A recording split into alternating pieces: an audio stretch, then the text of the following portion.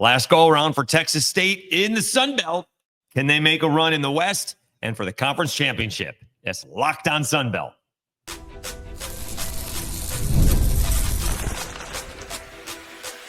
You are Locked On Sun Belt, your daily podcast on the Sun Belt Conference, part of the Locked On Podcast Network. Your team every day. All right, Dave Schultz, Locked On Sun Belt, your teams every day. Today's episode brought to you by FanDuel. Right now, new customers can get $150 in bonus bets when your first $5 bet wins. Download the app or head to FanDuel.com to get started. Bet with FanDuel, official partner of the NBA. All right. We had happened to get G.J. Kinne second up on, I guess it was Tuesday of Sunbelt Media Days. And we got Dorian, Strawn, and Khalil Alexander, offensive linemen, and really athletic, offensive linemen, along with super fast and super athletic defensive end. We, of course, talked to G.J. Kinne about the move to Pac-12. Didn't talk about that a lot, but how do you go about changing your recruiting base? All right, you get open new places to go recruit. We talk about the quarterback, who's going to be the starter for the Texas State Bobcats. We talk about rooting for the Philadelphia Eagles while coaching in the middle of the state of Texas. A little bit of a shot there, of course, coming from G.J. Kinne.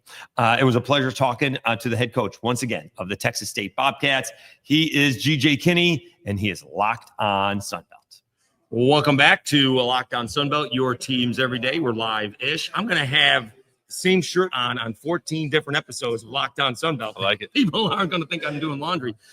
We are here with a head coach of Texas State Bobcats, G.J.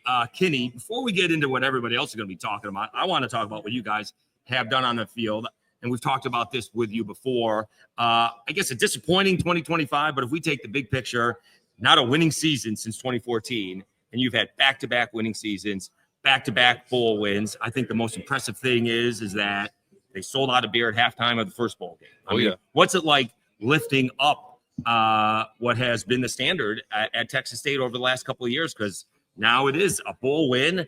We don't know who the quarterback is going to be, and yet you guys are being picked second because you've lifted the standard at Texas State. Yeah, obviously, I think we've accomplished a lot of really good things the last 2 years, and last year, obviously, beating UTSA, our rival, for the first time, and winning another bowl victory against another in-state opponent in UNT. I think if 5 years ago, 3 years ago, you asked that to Texas State fans, they'd probably be happy. But you're right, the standards is always rising, right. And we're excited about the group that we have this year for sure, and. I got two really good guys with me today that really represent the program, on and off the field. So excited to talk about them too. All right. So let's talk a little bit about, the elephant in the room. How do you go about, obviously you want to focus on this season. I get that. But all of a sudden you're going to be playing in the Pac-12. How do you change? Let's just talk about it quickly. How do you change your recruiting focus? I mean, you're Texas. I don't know how much you got to do it, but now you get to open up in other recruiting bases. How do you go about changing some of that? Yeah, I don't think it changes too much for us, but I think you made a good point. Is for us, we're focused on this year, especially the coaching staff and the players. We'll let the president and administration and everybody else kind of worry about that.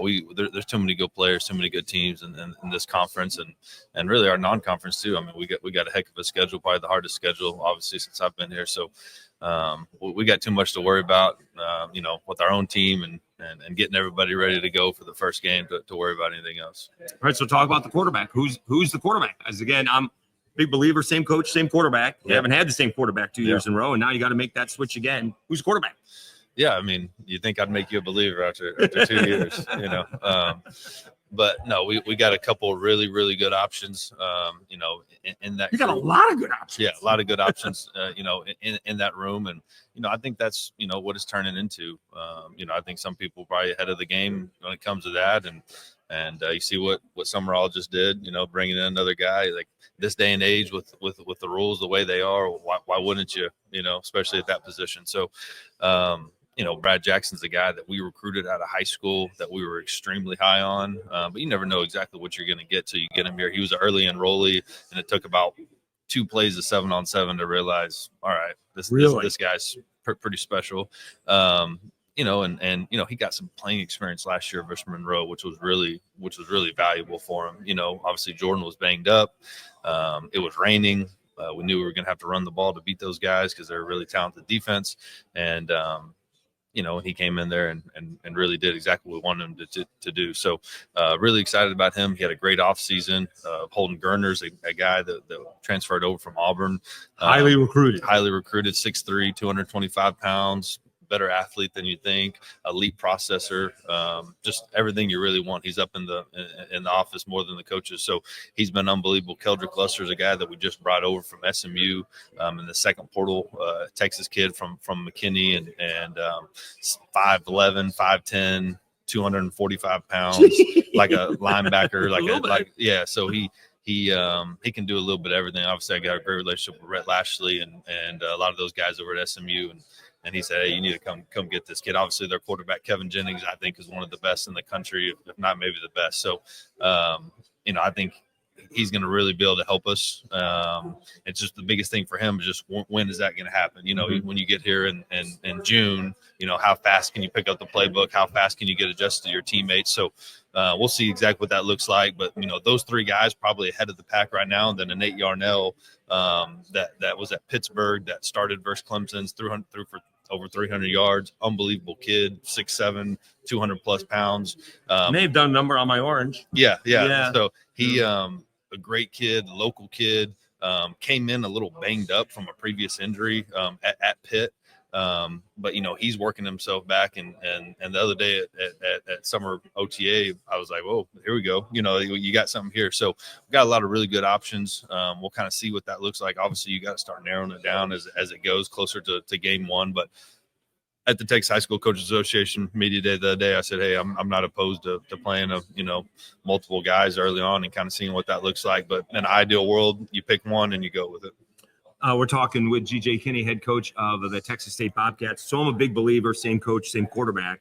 So guys like, you know, Butch Jones and Jalen Rayner heading into his 3rd year, which you rarely see these days in the day of the transfer portal. How do you do that? What's that? How do you do that? Yeah, it's a really good question. Yeah. Not to mention I saw a kid that he's got on his team. He's got Josh Flowers behind him. So hopefully you can keep him. I actually saw him in high school. Yeah. And so he can build on the playbook. You haven't had that opportunity. So how can you build on the playbook? I guess is the first question that you've had, because you can't be using the same plays because the coaches know what they are. How can you diversify your playbook with a different quarterback? Yeah, I think always, no matter if it was TJ Finley or Jordan McLeod, we're always going to tweak the offensive scheme based off the personnel we have, and not just the quarterback position. That's the running backs, the receivers, the O-line. Now we have an identity. We're going to have big offensive linemen, and we're going to run the football, and we're going to have backs that can run. We're going to have little receivers that can run, and whoever that quarterback looks like, that's going to determine exactly kind of what it looks like. But the good thing about a guy like Brad, yeah, he wasn't necessarily the starter last year, but he was in that quarterback room since last spring. So he's been here a while.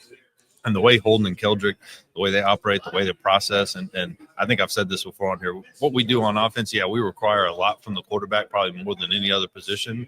But at the same time, you know, we're not going to the moon. You know, we're playing Eastern Michigan here in a couple of weeks. So it's one of those deals where if you can play, we're going to find ways to get you on the field. Right. All right. We're talking with G.J. Kinne, head coach of the Texas State Bobcats, Locked On Sunbelt.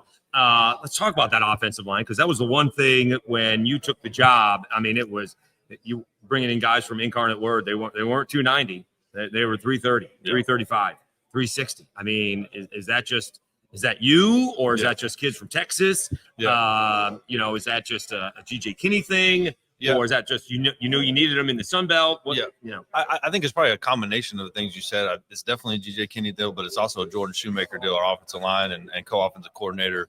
You know, someone that was with me at Incarnate Word and still with me, and I think one of the premier coaches in all of college football. So very fortunate to be able to keep him throughout this process. And I think this will probably be our biggest, best offensive line we've had since we've been here. And that's with losing to Nash Jones and Alex Harkey. So, man, I really, really like that group. All right, let's take a timeout. We'll come back. We'll talk about his offensive line, because G.J. Kinne always has an enormous offensive line, and he brought one of them Dorian, Strawn. We'll do that right after we take a timeout and I tell you about FanDuel.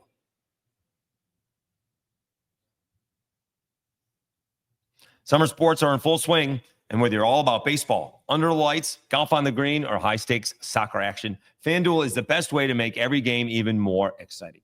You're already following the action. Why not make it a little bit more thrilling? With FanDuel, you get in on the game while your friends are getting sunburned at the beach. I've been using FanDuel to track my favorite matchups, and the app keeps me fresh with new daily promotions and fun ways to bet. It's easy to use, fast to pay out, and makes even regular season games feel like must-watch events. Whether I'm placing a same-game parlay or watching a bet ride into the ninth inning, FanDuel makes it easy to make it feel like I'm part of the action. New to FanDuel, new customers can bet just $5 and get $150 in bonus bets if your first bet wins.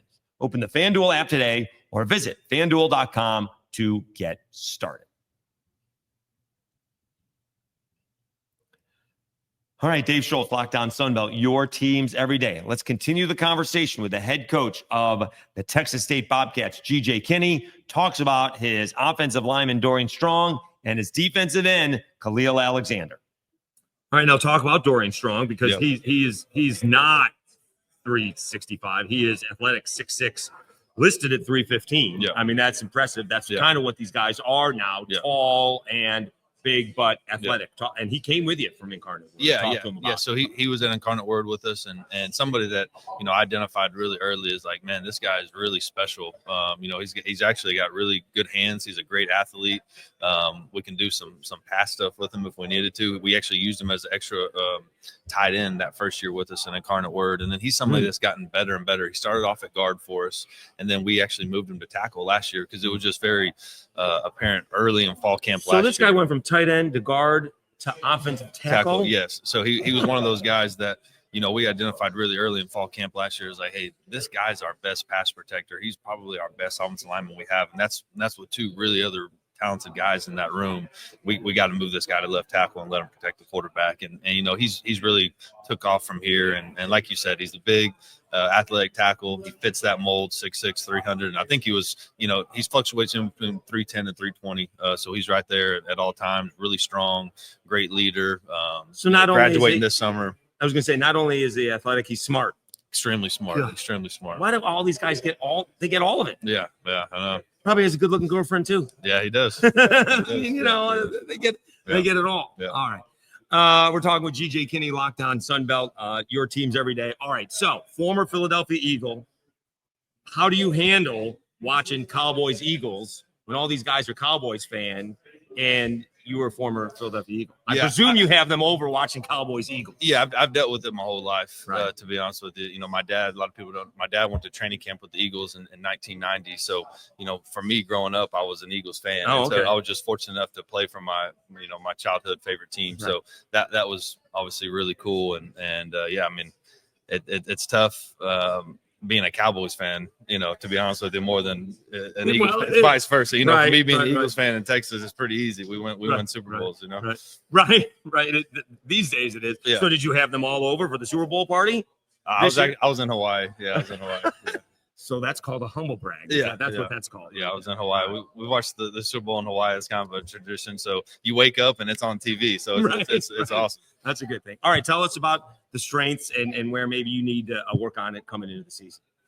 I think for us, we have a bunch of really, really talented guys. Like, probably on par with last year as far as talent-wise. Probably the biggest difference is those guys last year. Like, we wouldn't even have to had fall camp last year, to be perfectly honest. We could have rolled in there. Hey, it's game week. Let's go play. Or this year, we're going to need every bit of that. Every period, every rep.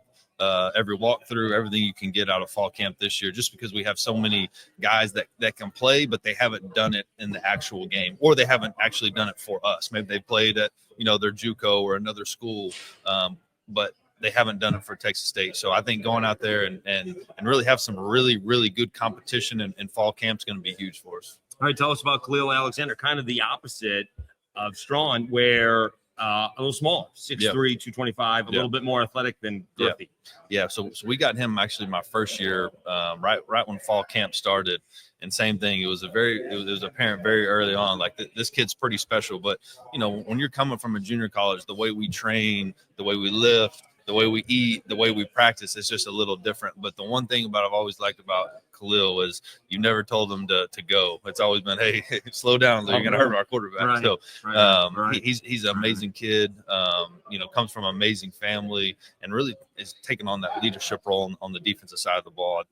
His stats from last year really speak for themselves, but I expect him to have a really good season and really that vocal leader on defense. But more than anything, in practice and in the game, like he just plays at a different speed. I mean, he's one of those guys. And to me, I always tell these guys, like, how do you go to the NFL from a Texas State? When they turn on that film, you play at a different speed than the rest of your team. So he definitely does that. I mean, it's not hard to find Kalil. Like when we held him out for a couple practices at the beginning of spring. And when he came back, it was like, whoa, like this is a completely different defense. So he just kind of has that presence to him, and he's just different. That's all I tell people. He's just different. Well, that's like a Robism, Tony Robism, the late great baseball coach for the Cajuns. I'd rather tame a Mustang than kick a mule. Yeah, exactly right. So that's it. All right. Yeah. So let's give you a comparison, kind of a Michael Green type of comparison from Marshall. Yeah, we didn't play them, so I couldn't tell you, and I hate to compare, someone like that, but I just know he's super athletic. He's not super big, but super athletic. Right? Yeah, he's using his speed and hands because he's not pushing a 315-pound guy out of his way. For sure, he's got to get around him. Yeah, there was a guy from Georgia, in this past draft that got drafted. I don't want to mess up his name or say someone wrong, but I remember watching the draft because that's my favorite event of the year, more than the Super Bowl, more than anything. Right. The NFL draft is my favorite, event of the season, college event. And I remember watching that guy get off the ball. That's the biggest thing with Kalil. The way he gets off the ball is different. So, he's got a special gift. All right. He's GJ Kinne, head coach of the Texas State Bobcats. Really appreciate your time. Hopefully you catch up during the season. For sure. Don't forget about us when you're over on the West Coast. Oh, I'm not going to. You had it first. I mean, you had me on the podcast. Absolutely. Did I know at that point is the question. I think you did, but you didn't. I really didn't, though. No, whether you did or not, it doesn't matter. You played along. You were I appreciate that. Thank you so much. Let's wrap up the conversation with the Texas State Bobcats. We get a chance to talk to huge and athletic offensive tackle Dorian Strawn. His move from tight end, guard, and tackle. Not only super athletic, but super smart. And we also talked to Khalil Alexander, really twitchy defensive end, coming from, are you kidding me, Coffeyville Junior College, and now playing at Texas State. We'll do that right after I thank you.